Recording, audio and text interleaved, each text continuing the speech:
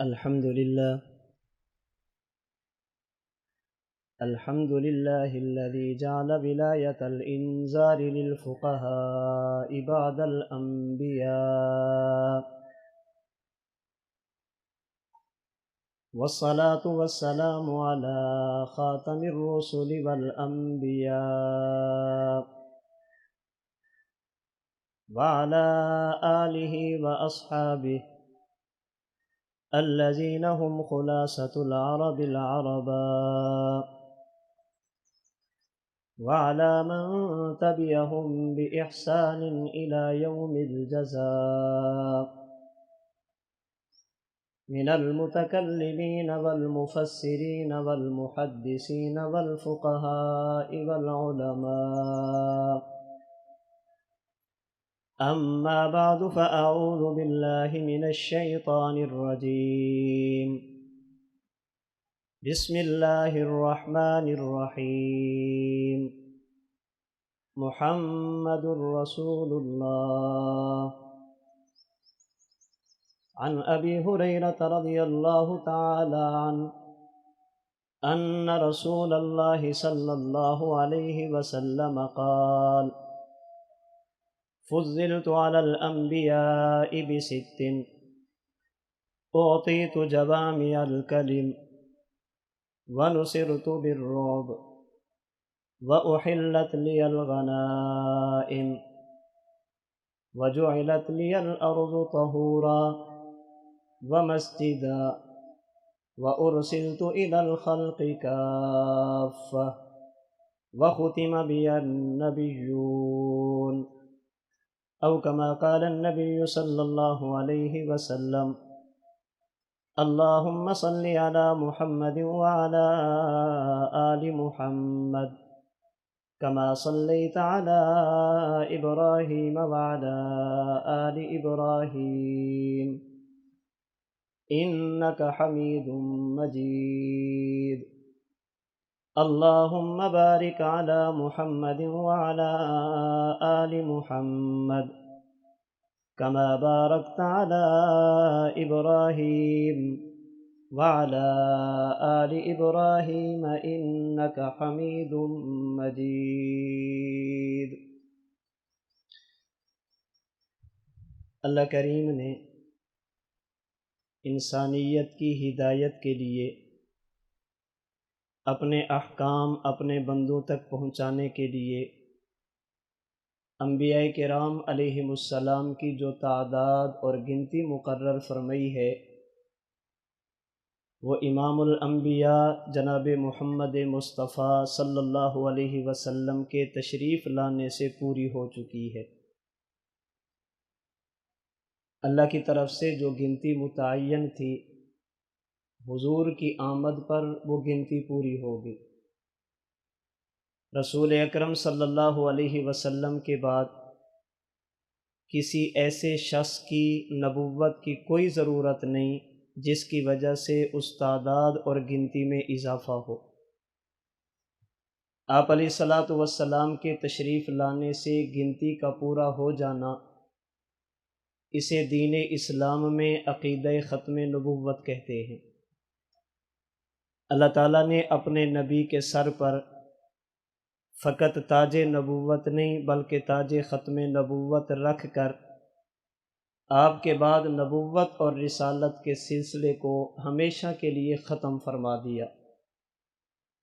رسول اللہ صلی اللہ علیہ وسلم کا آخری نبی ہونا اسلام کے ان ضروری عقائد میں سے ایک ہے جن کے بارے میں امت کبھی دو رائے کا شکار نہیں ہوئی۔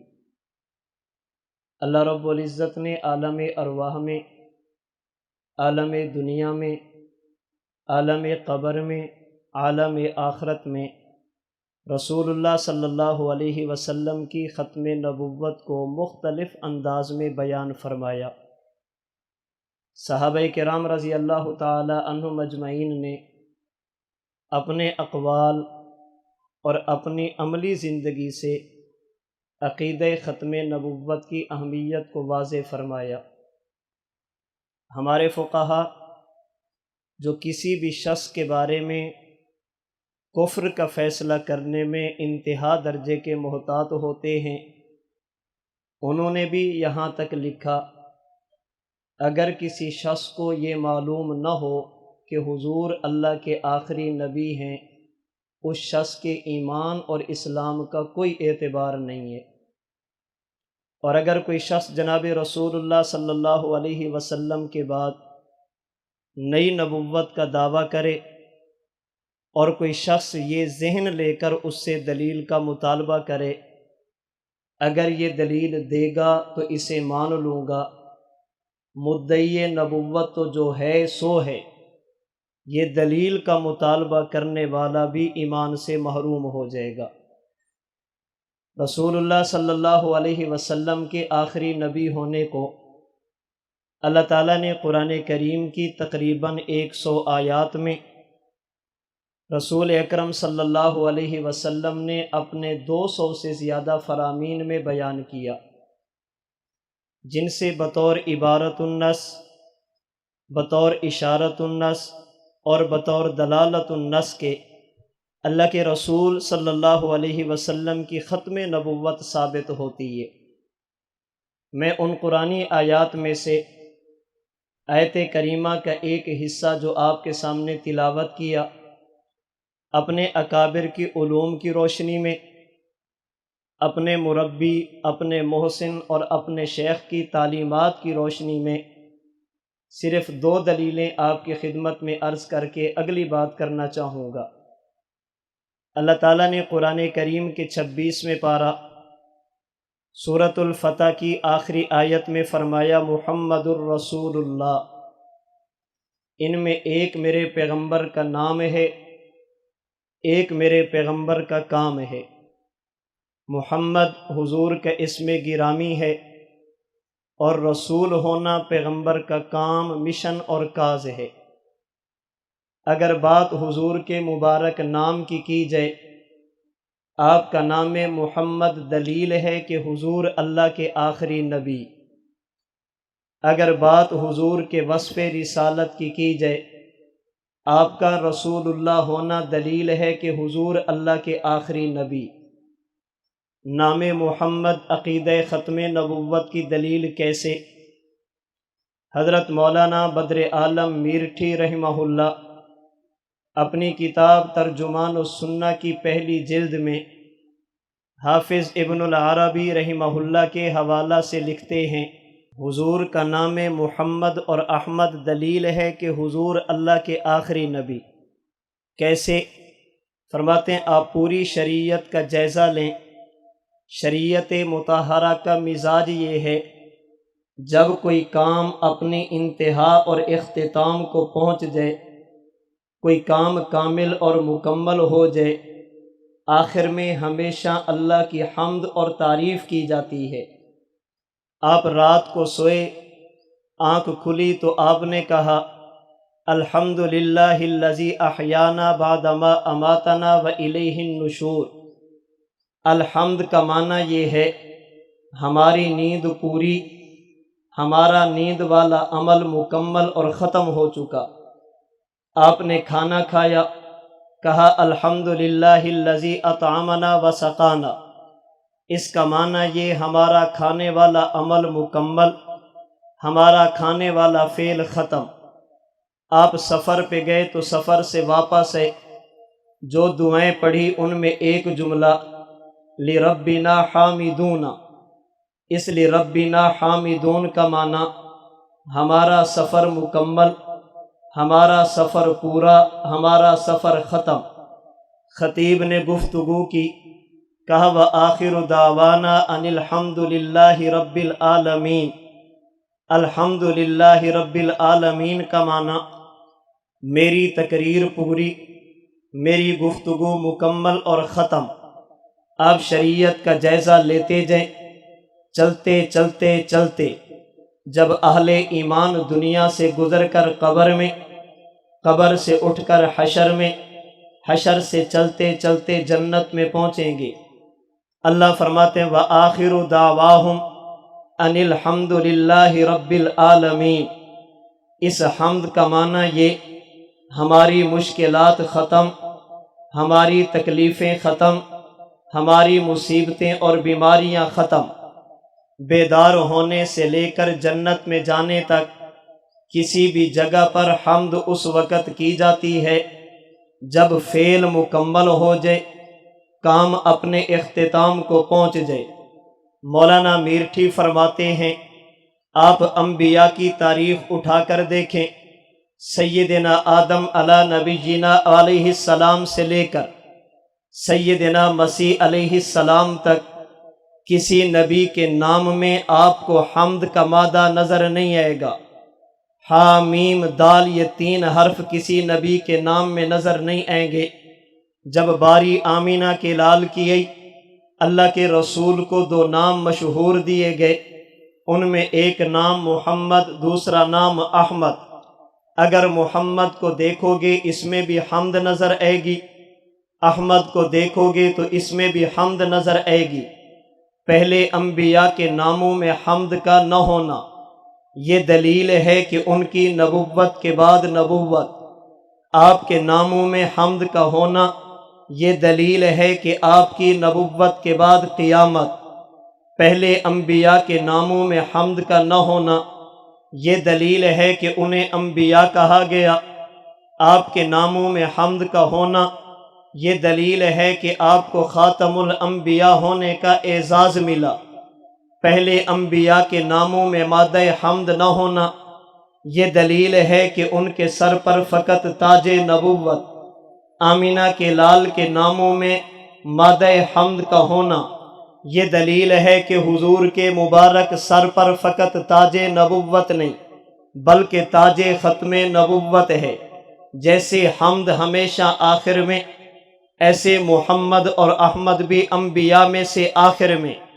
اس کا معنی یہ، نبوت کے جس سلسلے کی ابتدا سیدنا آدم سے ہوئی، نام محمد اور احمد نے بتایا، وہ نبوت کا سلسلہ کامل اور مکمل ہو چکا، اللہ کی طرف سے گنتی متعین وہ پوری ہو چکی۔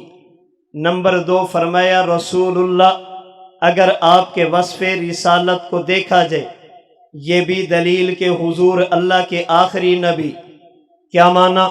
میرے مرشد دامت برکاتہم العالیہ فرماتے ہیں، رسول عربی زبان کا لفظ ہے جس کا مطلب اور معنی یہ ایک سے لینا اور دوسرے کو دینا، کسی کا پیغام لے کر دوسرے تک پہنچانے والے کو عربی میں رسول کہتے ہیں۔ شریعت کی زبان میں رسول کا معنی جو اللہ سے علم لیتا ہے، امت کو علم دیتا ہے، اللہ سے عمل لیتا ہے، امت کو عمل دیتا ہے، اسے رسول اللہ کہا جاتا۔ سیدنا آدم سے لے کر جناب رسول اللہ صلی اللہ علیہ وسلم تک ہر نبی نے اللہ سے علم لیا، آگے دیا، ہر نبی نے اللہ سے عمل لیا، آگے امت کو دیا، لیکن کسی نبی کے کلمہ میں دوسرا جز رسول اللہ آپ کو نظر نہیں آئے گا۔ حضرت آدم کے کلمہ کا پہلا جز لا الہ الا اللہ تو ہوگا، دوسرا جز آدم رسول اللہ نہیں ہوگا۔ سیدنا ابراہیم کے کلمہ کا دوسرا جز ابراہیم رسول اللہ نظر نہیں آئے گا۔ آپ چلتے جائیے سیدنا مسیح علیہ السلام تک، ہر نبی کے کلمہ کا پہلا جز لا الہ الا اللہ، دوسرا جز رسول اللہ نہیں۔ نبی بدلے گا تو جز بدل جائے گا۔ جب باری میرے اور آپ کے پیغمبر کی آئی، اللہ کریم نے فرمایا اب کلمہ یہ لا الہ الا اللہ محمد الرسول اللہ۔ ذہن میں سوال آیا، اللہ جب رسول کا معنی یہ آپ سے لے کر امت کو دیا جائے، یہ کام تو تمام انبیاء نے کیا، یہ کام آمینہ کے لال نے بھی فرمایا، پھر ان کے کلمہ میں رسول اللہ کیوں نہیں؟ آپ کے کلمہ میں رسول اللہ کیوں ہے؟ ان کے کلمہ کا دوسرا جز رسول اللہ کیوں نہیں بنایا گیا؟ آپ کے کلمہ کا دوسرا جز رسول اللہ کیوں بنایا گیا؟ رئیس المتکلمین والمحدثین حضرت مولانا محمد ادریس کاندلوی سیرت مصطفیٰ کی پہلی جلد میں اس سوال کو حل کرتے ہیں۔ میں اپنے ذوق اور انداز میں، اپنے شیخ کی تعلیمات کی روشنی میں اسے سمجھانے کی کوشش کرتا ہوں۔ فرمائے کہ ہر نبی نے اللہ سے لیا بھی، ہر نبی نے آگے دیا بھی، آمینہ کے لال نے خدا سے لیا بھی، محمد مصطفیٰ نے آگے دیا بھی۔ سوال یہ ہے کہ پھر انہیں رسول اللہ کلمہ کا جز کیوں دیا گیا؟ انہیں رسول اللہ کلمہ کا جز کیوں نہیں دیا گیا؟ ہمارے حضرت فرماتے ہیں وجہ یہ، ہر نبی نے اللہ سے لیا، لینے کی ایک حد تھی، آگے دیا، دینے کی بھی ایک حد تھی۔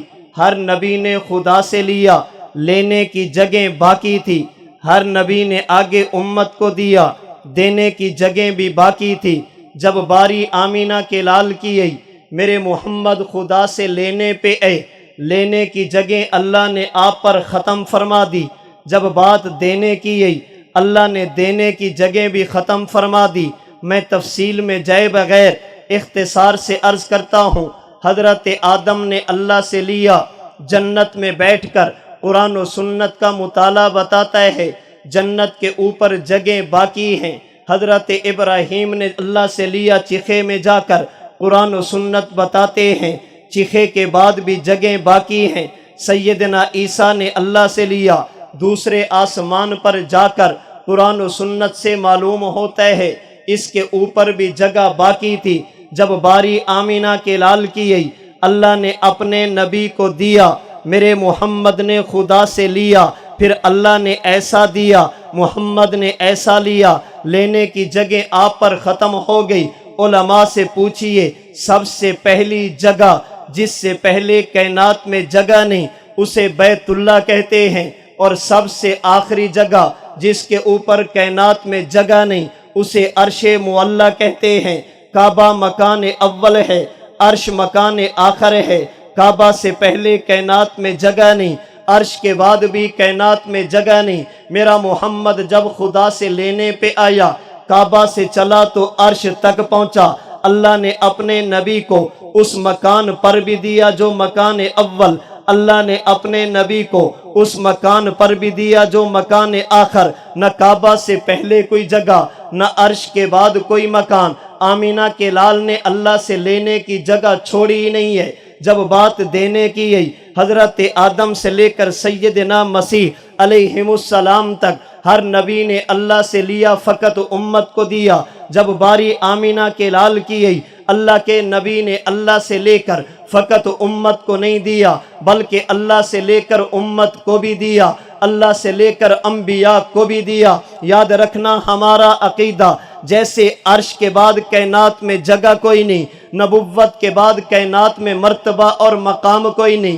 عرش پر مکان کی انتہا، نبوت پر مقام کی انتہا۔ جب حضور لینے پہ آئے، لینے کے مکانات ختم ہو گئے۔ جب پیغمبر دینے پہ آئے، دینے کے مقامات بھی ختم ہو گئے۔ حضور لینے پہ آئے، لینے کی جگہ بھی آپ پر ختم۔ جب دینے پہ آئے، دینے کی جگہ بھی آپ پر ختم۔ جب لینے پہ آئے، لینے کی جگہ چھوڑی نہیں۔ جب دینے پہ آئے، دینے کی جگہ بھی چھوڑی نہیں۔ اور رسول کے ذمے کام دو ہیں، نمبر ایک اللہ سے لینا، نمبر دو آگے امت کو دینا۔ ہر نبی نے اللہ سے لے کر امت کو دیا، لینے کی جگہ بھی باقی، دینے کی جگہ بھی باقی، اس لیے کہ ان کی نبوت کے بعد نبوت تھی۔ آمینہ کے لال لینے پہ آئے، اللہ نے لینے کی جگہ ختم کر دی۔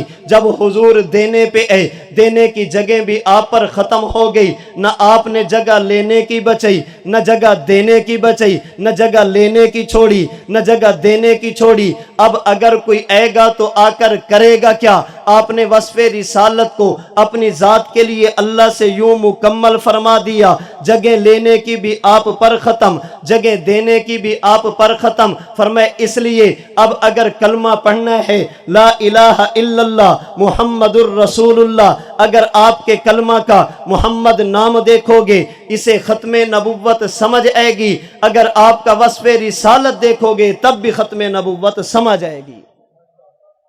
فرمائے حضور اللہ کے آخری نبی، اللہ ذہن میں سوال آیا، آپ سے پہلے نبوت کے بعد نبوت، آپ کے بعد تو قیامت ہے، نبی ہے نہیں۔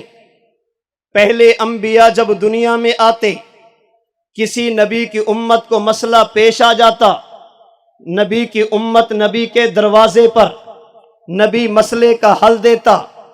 کلما ہلک نبی خلفہ نبی، ایک جاتا تو اللہ دوسرا بھیجتے، امت ان کے پاس جا کر مسئلہ معلوم کرتی۔ پھر ہر نبی کی نبوت کا دائرہ بھی محدود ہے، کوئی بستی کا نبی، کوئی قوم کا نبی، کوئی ملک کا نبی، کوئی علاقے کا نبی۔ اللہ نبی دنیا سے چلے گئے، آپ نے اپنے نبی کو دنیا میں بھیجا اور فرمایا وما ارسلناک الا رحمۃ للعالمین، اے محمد میں نے آپ کو عالمین کا نبی بنا کر بھیجا۔ قل یا ایھا الناس انی رسول اللہ الیکم جمیعا، فرمایا لوگو اللہ نے مجھے پوری کائنات کا نبی بنا کر بھیجا۔ اللہ پہلے نبی چاہتے، امت مسئلے نبی سے پوچھتی، آپ کا نبی دنیا سے چلا جائے گا، آپ کی امت کے مسئلوں کا کیا بنے گا؟ آپ نے دنیا سے جانا، آپ کی امت کے مسائل کو حل کون کرے گا؟ اللہ رب العزت نے اپنے پیغمبر کی زبان سے اعلان کروایا۔ آمینہ کے لال نے ارشاد فرمایا، روایت مسلم شریف کی، فرمایا فضلت علی الانبیاء بست، اللہ نے مجھے 6 انعام ایسے دیے جو مجھ سے پہلے کائنات میں کسی نبی کو نہیں دیے۔ نمبر 1 اوتیت جوامع الکلم، فرمایا اللہ نے ہر نبی کو کلم دیے، خدا نے مجھے جوامع الکلم دیے، ہر نبی کو کلمہ ملا، مجھے کلمہ جامعہ ملا۔ پہلے نبی اگر لفظ ایک دیتے، مسئلہ بھی ایک دیتے، میں لفظ تو ایک دیتا ہوں، مسئلے کئی حل ہوتے ہیں، میں بات تو ایک کرتا ہوں، مسائل سینکڑوں حل ہوتے ہیں۔ اللہ ذرا یہ تو بتائیے، آپ تو دنیا سے چلے جائیں گے، آپ نے اپنے نبی کو جوامع الکلم دیے جن کی تہ میں آپ نے مسئلے رکھ دیے، ان مسائل کو حل کون کرے گا؟ اللہ نے قرآن کریم کے 5ویں پارہ سورہ نساء کی آیت نمبر 83 میں فرمایا وَلَوْ رُدُّوهُ إِلَى الرَّسُولِ وَإِلَى أُولِي الْأَمْرِ مِنْهُمْ لَعَلِمَهُ الَّذِينَ يَسْتَنبِطُونَهُ مِنْهُمْ، اگر مسئلہ پیش آ جائے میرے نبی کے پاس جانا، میرے نبی کے بعد ان لوگوں کے پاس جانا جنہیں اہل علم کہتے ہیں، وہ مسئلے کا حل کر کے تمہیں بتا دیں گے، مسئلے کا استنباط کر کے تمہارے الجھن کو ختم کر دیں گے۔ پھر ذہن میں سوال آیا مسئلہ حل کون کرے گا؟ اللہ نے فرمایا تمہیں امت نے علماء، امت میں فقہا دیے، اور امام قرطبی نے عقیدہ ختم نبوت کی برکات میں ایک برکت یہ بھی بتائی، فرمایا لم یکن عندہم اجتہاد قط انما خص بذالک امت محمد صلی اللہ علیہ وسلم، پہلی نبی کی امتوں کے پاس مجتہد نہیں، ان کے پاس اجتہاد نہیں، اللہ نے ختم نبوت کی برکت سے اس امت کو مجتہد بھی دیے، اللہ نے امت کو اجتہاد کی نعمت بھی عطا فرمائی۔ حضور ذرا بتائیے، آپ نے دنیا سے جانا، آپ کی امت نے رہنا، آپ نے دنیا سے جانا، امت نے مسائل کے حل کے لیے در در کے دھکے کھانے، آپ بتائیے آپ کے بعد آپ کے مسئلے کو حل کون کرے گا؟ اگر بات میں اپنی کروں ممکن ہے کوئی میری رائے کہہ کر چھوڑ دے، اگر بات اپنے استاد کی کروں ممکن ہے کوئی تعصب اور ضد میں آ کر میرے استاد کی بات کا بھی انکار کر دے، میں بات اپنے امام کی کروں ممکن ہے امام کے قول کو بھی کوئی بندہ رہ کر کے رد کہہ کے میرے امام کے قول کو بھی رائے کہہ کر رد کر دے، اگرچہ میں علماء کے قول کو اپنے لیے دلیل سمجھتا ہوں، عالم کے قول کو اپنے لیے دلیل سمجھتا ہوں، اپنے امام کے فرمان کو اپنے لیے دلیل سمجھتا ہوں، لیکن میں آج امام کا قول نہیں، میں آمینہ کے لال کا قول پیش کر دیتا ہوں۔ حضور آپ بتائیے اگر آپ دنیا سے چلے جائیں امت کے مسئلوں کا کیا بنے گا؟ امت کے مسائل کو حل کون کرے گا؟ روایت بخاری کی، راوی حضرت جبیر بن مطعم ہیں، فرماتے اللہ کے نبی کے پاس ایک عورت آ کر مسئلہ پوچھتی ہے، حضور مسئلہ تو بتا دیں، فَأَمَرَهَا أَن تَرْجِعَ إِلَيْهِ، فرمایا ابھی چلی جاؤ بعد میں آنا تو مسئلہ بتا دوں گا۔ أَرَأَيْتَ إِن جِئْتُ وَلَمْ أَجِدْكَ، حضور ذرا یہ تو بتائیے اگر میں بعد میں مسئلہ پوچھنے کے لیے آؤں اور آپ دنیا میں موجود نہ ہو میرے مسئلے کا کیا بنے گا؟ آپ دنیا سے چلے جائیں مجھے مسئلہ کون بتائے گا؟ آپ کا انتقال ہو جائے میرے مسئلے کو حل کون کرے گا؟ خانقاہ حنفیہ مرکز اہل سنت والجماعت سرگودا میں تشریف لانے والے میرے عزیز نوجوانوں، میرے بزرگوں، اکابر علماء کرام، اگر میں آپ سے سوال کروں ذرا بتائیے اگر اللہ کے نبی دنیا سے چلے جاتے دین پورا چھوڑ کے جاتے یا ادھورا چھوڑ کے جاتے؟ آپ نے جواب دینا ہے دین پورا ہوتا۔ اگر میں آپ سے سوال کروں، اگر آمینہ کے لال دنیا سے جاتے، قرآن ساتھ لے کر جاتے یا قرآن چھوڑ کر جاتے؟ آپ نے جواب دینا قرآن چھوڑ کر جاتے۔ اگر میں آپ سے سوال کروں آمینہ کے لال دنیا سے جاتے، اپنی حدیث ساتھ لے کر جاتے یا امت کے حوالے کر کے جاتے؟ آپ نے جواب دینا ہے امت کے حوالے کر کے جاتے۔ اگر میں آپ سے سوال کروں ذرا بتائیے یہ آنے والی سوال کرنے والی کون تھی؟ آپ کہیں گے نبی کی صحابیہ۔ کیا اسے عربی آتی تھی؟ آپ کہیں گے آتی تھی۔ قرآن پڑھ سکتی تھی؟ جی بالکل پڑھ سکتی تھی۔ سمجھ بھی سکتی تھی؟ جی بالکل سمجھ سکتی تھی۔ پھر آسان سا جواب یہ تھا، اللہ کے نبی نے فرمایا بعد میں آنا مسئلہ بتا دوں گا۔ فرمایا حضور آپ نہ ہو میرے مسئلے کا کیا بنے گا؟ اللہ کے نبی جواب دیتے قرآن کھول لینا مسئلہ مل جائے گا، حدیث کھول لینا مسئلہ مل جائے گا، تجھے عربی بھی آتی، تیری زبان بھی مادر پدر زاد عربی ہے، تو خود مسئلے کو حل کر لے۔ میں آج کی زبان میں کہوں گا اللہ کے نبی فرما دیتے خود تحقیق کر لینا تجھے مسئلے کا حل مل جائے گا۔ آمینہ کے لال نے امت کے ہر فرد کو تحقیق پر نہیں لگایا بلکہ یہ تقسیم کر دی، جو صاحب فن ہوگا وہ تحقیق کرے گا، جو صاحب فن نہیں وہ تقلید کرے گا۔ فرمائے اے میری صحابیہ علم تجدینی فاتی ابا بکرین، اگر میں ہوا مسئلہ میں بتاؤں گا، اگر میں دنیا سے چلا گیا تو مسئلہ ابو بکر صدیق بتائے گا۔ اللہ کے نبی نے فرمایا ابو بکر صدیق کی ضرورت ہے۔ ابو بکر کو معصوم نہیں کہتے، محفوظ کہتے ہیں۔ ابو بکر صدیق کو نبی نہیں کہتے، امام اور مجتہد کہتے ہیں۔ آپ اس روایت کی سند کو بھی ضعیف کہہ کے رد نہیں کر سکتے، میں نے بخاری کی روایت پیش کی ہے۔ حضور ذہن میں پھر سوال آیا، آپ نے دنیا سے جانا، امت نے رہنا ہے، فرمائے ابو بکر۔ حضور ابو بکر نے بھی تو جانا ہے، انہوں نے بھی ہمیشہ نہیں رہنا، امت نے قیامت تک رہنا۔ روایت ترمذی کی، راوی سیدنا حذیفہ، اللہ کے نبی نے فرمایا انی لا ادری ما بقائی فیکم، پتہ نہیں کب دنیا سے چلا جاؤں، فاقتدوا باللذین من بعدی واشار الی ابی بکر و عمر، فرمایا میں ہوا تو مسئلہ میں بتاؤں گا، میں چلا گیا تو ابو بکر، وہ چلے گئے تو مسئلہ عمر بتائیں گے۔ حضور عمر نے بھی دنیا سے جانا، ان کے بعد مسئلہ کون بتائے گا؟ روایت ترمذی میں، ابو داؤد وغیرہ میں حضرت ارباز بن ساریہ راوی، فرمائے علیکم بسنتی وسنت الخلفاء الراشدین المہدیین، مسئلہ ابو بکر، وہ نہ ہوئے تو عمر، ان کے بعد عثمان، ان کے بعد علی بتائیں گے۔ حضور انہوں نے بھی دنیا سے جانا، آپ کی امت نے رہنا۔ روایت مشکات کی، راوی حضرت عمر، فرمائے اصحابی کالنجوم فبأیہم اقتدیتم اہتدیتم، فرمائے پھر میرے صحابہ دنیا میں موجود ہیں، کسی سے مسئلہ پوچھو گے تمہیں مسئلہ مل جائے گا۔ حضور صحابہ نے بھی جانا، آپ کی امت نے پھر رہنا، امت صحابہ کے بعد کہاں جائے گی؟ روایت معجم اوسط کی، امام طبرانی نے حضرت علی سے نقل کیا، فرمایا تشاورون الفقہاء، ان کے بعد فقہاء کے در پر حضور اگر کسی علاقے میں فقہاء موجود نہ ہو امت کہاں جائے گی؟ روایت بخاری کی، راوی ابو دردہ، فرمایا ان العلماء ورثۃ الانبیاء، اب اگر کوئی بندہ آپ سے پوچھے اللہ کے نبی کے بعد صحابہ کی ضرورت کیا، اللہ کے نبی کے بعد خلفاء کی ضرورت کیا، اللہ کے نبی کے بعد فقہاء کی ضرورت کیا، اللہ کے نبی کے بعد علماء کی ضرورت کیا، دو جملے ذہن میں رکھنا، مختصر دلیل ذہن میں رکھنا۔ اگر کوئی پوچھے اللہ کے نبی کے بعد خلفائے راشدین کی ضرورت کیا ہے، آپ جواب دینا اس لیے کہ حضور آخری نبی۔ اگر کوئی پوچھے اللہ کے نبی کے بعد صحابہ کی ضرورت کیا ہے، آپ جواب دینا اس لیے کہ حضور آخری نبی۔ اگر کوئی پوچھے فقہاء کی ضرورت کیا، آپ جواب دینا اس لیے کہ حضور آخری نبی۔ اگر کوئی پوچھے علماء کی ضرورت کیا، آپ جواب دینا اس لیے کہ حضور آخری نبی۔ اگر پیغمبر آخری نبی پھر صحابہ میری ضرورت ہیں، اگر حضور آخری نبی پھر فقہاء میری ضرورت ہیں، اگر حضور آخری نبی ہیں تو علماء بھی پھر میری ضرورت ہیں۔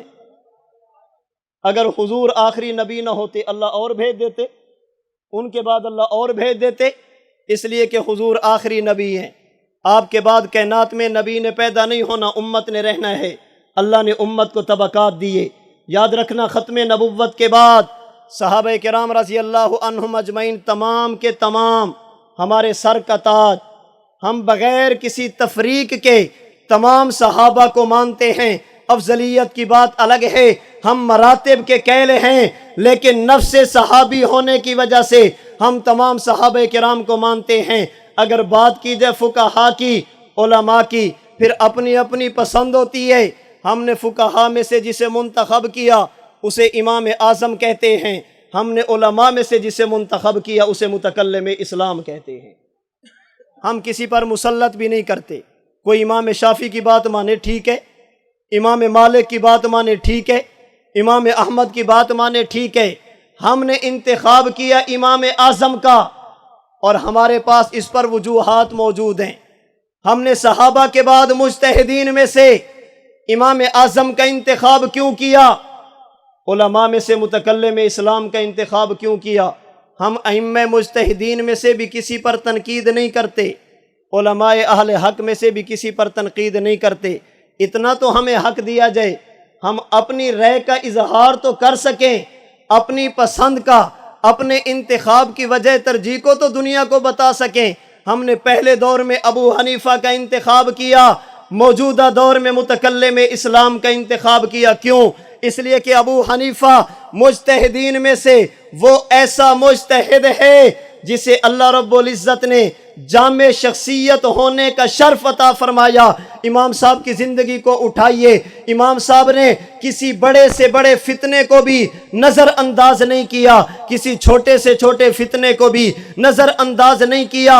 امام صاحب نے اگر ان لوگوں سے گفتگو کی جو خدا کے وجود کو نہیں مانتے تھے، تو میرے امام نے ان لوگوں سے بھی گفتگو کی جن کا موقف یہ تھا امام کے پیچھے فاتحہ نہ پڑھی جائے، مقتدی کی نماز نہیں ہوتی۔ میرے امام نے کسی بڑے کو بھی نظر انداز نہیں کیا، اور اگر کسی نے میرے امام کے مسئلے پر تنقید کرنے کی کوشش کی، میرے امام نے اسے بھی نظر انداز نہیں کیا۔ اگر میرے امام کی بات کرو گے، اللہ نے مجھے امام وہ دیا جو بیک وقت علم الکلام پہ گفتگو کرنے والا متکلم بھی تھا، علم حدیث پر بات کرنے والا محدث بھی تھا، علم فقہ پر بات کرنے والا مجتہد اور فقیہ بھی تھا۔ میرے امام نے علم الکلام پر الفقہ الاکبر لکھ کر امت کو عقیدہ دیا۔ حدیث مبارک پر مسند امام اعظم کے نام سے کتاب موجود ہے، امت کو حدیثیں دی۔ اگر بات فقاہت کی جائے، میرے امام نے 1 2 نہیں 10 لاکھ سے زیادہ مسائل کو حل کر کے امت کے حوالے کیا ہے۔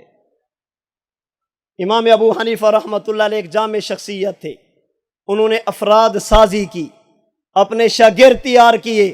ائمہ مجتہدین میں سے یہ فقط امام صاحب کا اعزاز ہے۔ جتنے تلامذہ امام اعظم ابو حنیفہ کے علم پر کام کرنے والے ملیں گے، شاید باقی ائمہ کے نہ ملیں۔ اگر بات موجودہ دور کی جائے، ہم نے علماء میں سے جس شخصیت کا انتخاب کیا، کیوں؟ اس لیے کہ وہ بھی امام ابو حنیفہ کے نقش قدم پہ چلتے ہوئے کسی بڑے سے بڑے فتنے کو بھی نظر انداز نہیں کرتے، چھوٹے سے چھوٹے فتنے کو بھی نظر انداز نہیں کرتے۔ اگر امام ابو حنیفہ بیک وقت علم الکلام پہ بات کرنے والا متکلم الفقہ الاکبر لکھتا ہے، میرے شیخ نے پھر علم الکلام میں امام صاحب رحمت اللہ علیہ کی گفتگو اور عقیدے کی وضاحت کرتے ہوئے شرح الفقہ الاکبر لکھی۔ اگر میرے امام نے مسند امام اعظم کی صورت میں احادیث امت کے حوالے کی، میرے شیخ نے اس مسند امام اعظم کی شرح کر کے بھی امت کے حوالے کی۔ اگر میرے امام نے فقہی مسائل کا استنباط کیا، میرے شیخ نے ان مسائل کا تحفظ بھی کیا، ان مسائل کی اشاعت بھی کی۔ اگر بات افراد سازی کی جائے، جیسے امام ابو حنیفہ نے اپنی ٹیم، اپنے تلامذہ کو تیار کیا، میرے مرشد نے بھی اپنے تلامذہ کو تیار کیا۔ اور آخری وجہ جو میرے امام اور میرے شیخ میں مشترک آپ کو ملے گی، اگر امام کی زندگی کو دیکھو گے، امام کی زندگی کا خلاصہ لا یخافون لومۃ لائم،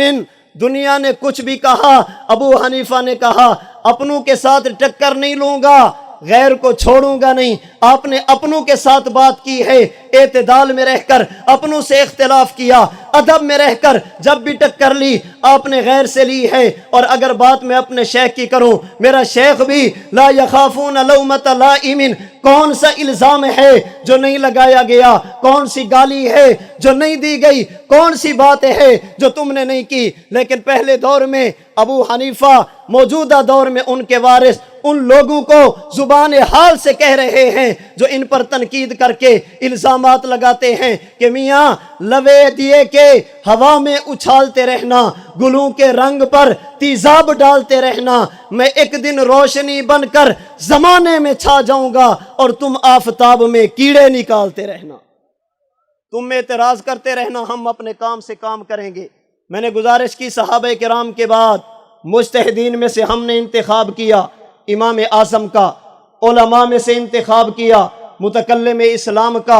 ائمہ مجتہدین ان کے ماننے والوں پر تنقید نہیں، علماء اہل حق اور ان کے ماننے والوں پر تنقید نہیں، لیکن ہماری مجبوری ہے۔ پہلے دور میں ہمیں جو کچھ ملا صحابہ کے بعد ابو حنیفہ سے، موجودہ دور میں جو کچھ ملا متکلم اسلام سے، اگر مجھے عقیدہ ملا متکلم اسلام سے، اگر مجھے دروس القرآن کی صورت میں قرآن کی تفسیر ملی متکلم اسلام سے، دروس الحدیث کی صورت میں علم حدیث ملا متکلم اسلام سے، اسلامی عقائد، کتاب العقائد، شرح عقیدہ طحاویہ، شرح الفقہ الاکبر، شرح عقیدہ حسنہ، شرح عقیدہ نصفیہ، مجھے علم الکلام ملا متکلم اسلام سے، مجھے مواعظ ملے متکلم اسلام سے، مجھے دین سمجھ آیا متکلم اسلام سے۔ بس ہماری مجبوری ہے، اس میں آپ ہمیں معذور سمجھیں، ہمیں جو کچھ بھی ملا ان سے ملا۔ ہماری مجبوری یہ ہے کہ اٹھتی نہیں نگاہ کسی اور کی طرف، اٹھتی نہیں نگاہ کسی اور کی طرف، پابند کر دیا ہے کسی اور کی نظر نے۔